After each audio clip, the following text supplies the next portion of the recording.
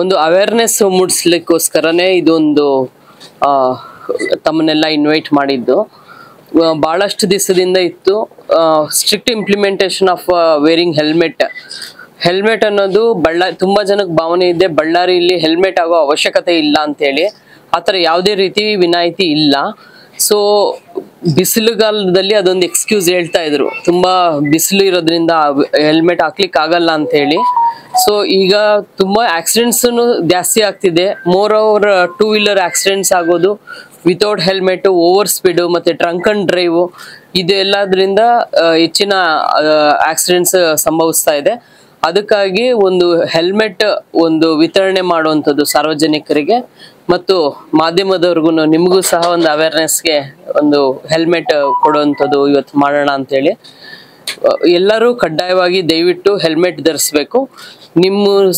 ಮತ್ತೆ ನಮ್ಮ ಸಿಬ್ಬಂದಿಗಳಿಗೂ ನಮ್ಮ ಆಫೀಸರ್ ಸಹ ನಾವು ಒಂದು ಸರ್ಕ್ಯುಲರ್ ಕೊಟ್ಟಿದ್ವಿ, ಕಂಪಲ್ಸರಿ ಎಲ್ಲರೂ ಹೆಲ್ಮೆಟ್ ವೇರ್ ಮಾಡ್ಬೇಕಂತೇಳಿ. ಯಾರಿಗೂ ವಿನಾಯಿತಿ ಇಲ್ಲ. ಗ್ರ್ಯಾಜುವಲಿ ಅದು ಇಂಪ್ಲಿಮೆಂಟ್ ಆಗುತ್ತೆ, ಅದು ಖಂಡಿತ.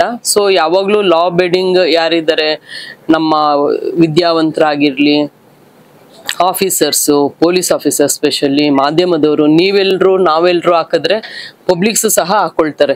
ಹಂಗಾಗಿ ಇವತ್ತೊಂದು ಅವೇರ್ನೆಸ್ ಮಾಡ್ಬೇಕನ್ನೋ ಉದ್ದೇಶದಿಂದ ಇವತ್ತು ನಿಮ್ಮನ್ನೆಲ್ಲರೂ ಕಾಲ್ ಮಾಡಿದ್ದು ಅಷ್ಟೇ. ಇಲ್ಲ, ಇದು ಕಂಪಲ್ಸರಿ ಹೆಲ್ಮೆಟ್ ನಾವು ಇಂಪ್ಲಿಮೆಂಟ್ ಮಾಡಿಸ್ಬೇಕನ್ನೋ ಉದ್ದೇಶದಿಂದನೇ.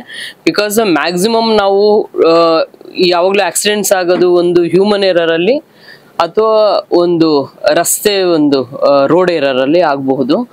ರೋಡ್ ಎರರ್ ಸರ್ ಮಾಡಿಸ್ಲಿಕ್ಕೆ ಈಗ ಸಂಡೂರ್ದು ಒಂದು ಇನ್ಸಿಡೆಂಟ್ ಆಗಿತ್ತು, ಆಕ್ಸಿಡೆಂಟ್.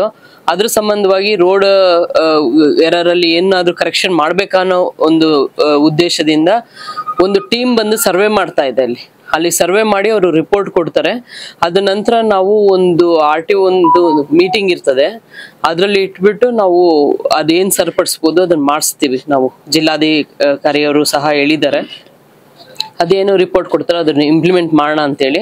ಇನ್ನೊಂದು ಹ್ಯೂಮನ್ ಎರರ್, ಅದರಲ್ಲಿ ಓವರ್ ಸ್ಪೀಡ್ ಮಾಡ್ತಾರೆ ಕೆಲವರು, ಡ್ರಂಕ್ ಅಂಡ್ ಡ್ರೈವ್ ಇರುತ್ತೆ. ಈ ತರ ಇದಕ್ಕೆ ಕಡಿವಾಣ ಏನ್ ಹಾಕ್ಬೇಕು ಅಂತ ಹೇಳ್ಬಿಟ್ಟು ಇವನ್ ಮೈನಿಂಗ್ ಲಾರೀಸ್ದು ಮೊನ್ನೆ ನಾನು DC ಸರ್ ಒಂದು ವಿಸಿಟ್ ಮಾಡ್ದು, RTO ಆಫೀಸಲ್ಲೂ ಸಹ ವಿಸಿಟ್ ಮಾಡ್ದು. ಸ್ಪೀಡ್ ಲಿಮಿಟ್ ಹೆಂಗೆ ನಾವು ಫಿಕ್ಸ್ ಮಾಡಬೇಕು ಮೈನಿಂಗ್ ವೆಹಿಕಲ್ಸ್ಗೆ, ಅದ್ರ ಬಗ್ಗೆನೂ ಬಹಳಷ್ಟು ಚರ್ಚೆ ಮಾಡಿದ್ವಿ RTO ಆಫೀಸರ್ಸ್ ಜೊತೆಲಿ ಎಲ್ಲ. ಅದಕ್ಕೆ ಅವರು ಸ್ಪೀಡ್ ಗವರ್ನರ್ ಇರುತ್ತೆ, ಅದನ್ನ ಮಾಡ್ಬೋದು. ಮತ್ತೆ ಈ KSRTCಲಿ ಒಂದು ಸ್ಪೀಡ್ ಲಿಮಿಟ್ ಮಾಡಿರ್ತಾರೆ, ಅಂದ್ರೆ ಎಕ್ಸ್ಲೇಟರ್ ಅಲ್ಲಿ ಪೂರ್ತಿ ಎಕ್ಸ್ಲೇಟರ್ ಅಮುಕ್ಲಿಕ್ಕೆ ಆಗಲ್ಲ, ಆ ತರ ಒಂದು ಸಿಸ್ಟಮ್ ಅಲ್ಲಿ ಅದು ಅಳವಡಿಸ್ಬೇಕು ಅಂದ್ಬಿಟ್ಟು RTO ಆಫೀಸರ್ಸ್ ಜೊತೆಲಿ DC ಸರ್ ಮತ್ತೆ ನಾನು ಸಹ ಚರ್ಚೆ ಮಾಡಿದೀವಿ. ಸೊ ಒಂದ್ ಪಾರ್ಟ್ ಅದು. ಇನ್ನೊಂದು part 2 wheelers accidents. 2 wheeler accidents, most of the 2 wheeler accident ಆದಾಗ ವಿದೌಟ್ ಹೆಲ್ಮೆಟ್ ಇಂದಾನೆ ಜಾಸ್ತಿ ಅಪಘಾತಗಳು ಸಂಭವಿಸುತ್ತೆ. ಹಂಗಾಗಿ ಇದೊಂದು ಅವೇರ್ನೆಸ್ ಪ್ರೋಗ್ರಾಮ್ ಇನಿಷಿಯೇಟ್ ಮಾಡ್ಲೇಬೇಕು. ಯಾಕಂದ್ರೆ ಯಾರು ಮಾಡಕ್ಕಾಗಲ್ಲ, ಅಥವಾ ನಾವು ಯಾರಾದ್ರೂ ಮಾಡ್ಲಿಲ್ಲ, ಅಥವಾ ನೀವ್ ಯಾರು ಮಾಡ್ಲಿಲ್ಲ ಅಂದ್ರೆ ಸಾರ್ವಜನಿಕರು ಅವರು ನೆಗ್ಲೆಕ್ಟ್ ಮಾಡ್ತಾರೆ. ಸೊ ನಿಮ್ಮೆಲ್ಲರ ಸಹಕಾರ ಇರ್ಲಿ, ನಿಮ್ಮೆಲ್ಲರೂ ಸಹಕಾರದಿಂದ ಅದನ್ನ ಕಂಪಲ್ಸರಿ ಇಂಪ್ಲಿಮೆಂಟ್ ಮಾಡೋಣ.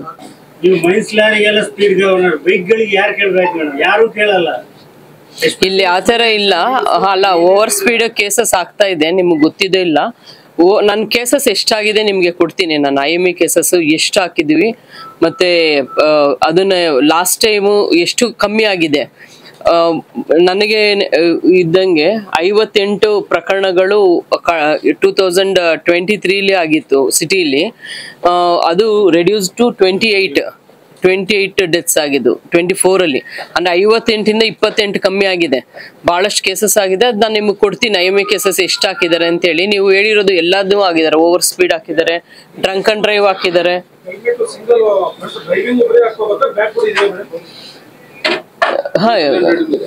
ಪಿಲಿಯನ್ ರೈಡರ್ಗು ಹೆಲ್ಮೆಟ್ ಕಡ್ಡಾಯನೇ ಇದೆ. ನಾವು ಇವಾಗ ಸ್ಟಾರ್ಟ್ ಮಾಡ್ತಾ ಇದೀವಿ, ಇನಿಷಿಯೇಟ್ ಮಾಡ್ತಾ ಇದೀವಿ. ನೀವು ಪ್ರೋತ್ಸಾಹ ಮಾಡ್ಬೇಕು ಇದಕ್ಕೆ.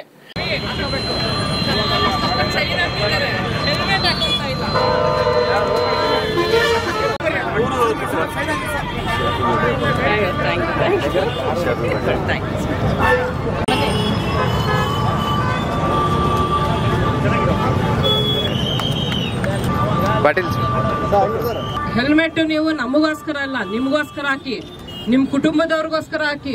ನೀವು ಸುರಕ್ಷತೆ ಇದ್ರೆ ನಿಮ್ ಕುಟುಂಬದವರು ಸುರಕ್ಷತೆ ಇರ್ತಾರೆ. ನೀವೇನಾದ್ರೂ ಹೆಲ್ಮೆಟ್ ಧರಿಸಿಲ್ಲ ಅಂದ್ರೆ ಇನ್ಮೇಲೆ ಸ್ಟ್ರಿಕ್ಟ್ ಆಗಿ ಇಂಪ್ಲಿಮೆಂಟ್ ಮಾಡ್ತೀವಿ. ನಾವು ಫೈನ್ ಇಂಪ್ಲಿಮೆಂಟ್ ಮಾಡ್ತೀವಿ, ಫೈನ್ ಹಾಕ್ತಿವಿ, ಫೈನ್ ಇಂಪೋಸ್ ಮಾಡ್ತೀವಿ. ಇವಾಗ ನಾವು ಅವೇರ್ನೆಸ್ ಮಾಡ್ತಾ ಇದೀವಿ. ಇನ್ನ ಇವತ್ತಿಂದ ಕಡ್ಡಾಯವಾಗಿ ಹೆಲ್ಮೆಟ್ ಧರಿಸಬೇಕು. ಆದ್ರೆ ಹೆಲ್ಮೆಟ್ ಲೈಫ್ ಇಂಪಾರ್ಟೆಂಟ್ ಅಂತ ಯಾರು ಯೋಚನೆ ಮಾಡಲ್ಲ, ಆಯ್ತಿಲ್ಲ. ನೋಡಿ ಅವ್ರು ಅಷ್ಟು ದೊಡ್ಡ ಚೈನ್ ಹಾಕಿದ್ದಾರೆ, ಆಗ ತಲೆ ಇಂಪಾರ್ಟೆಂಟ್ ಅನ್ಕೊಂತ ಇಲ್ಲ, ಲೈಫ್ ಇಂಪಾರ್ಟೆಂಟ್ ಅನ್ಕೊಂತ ಇಲ್ಲ.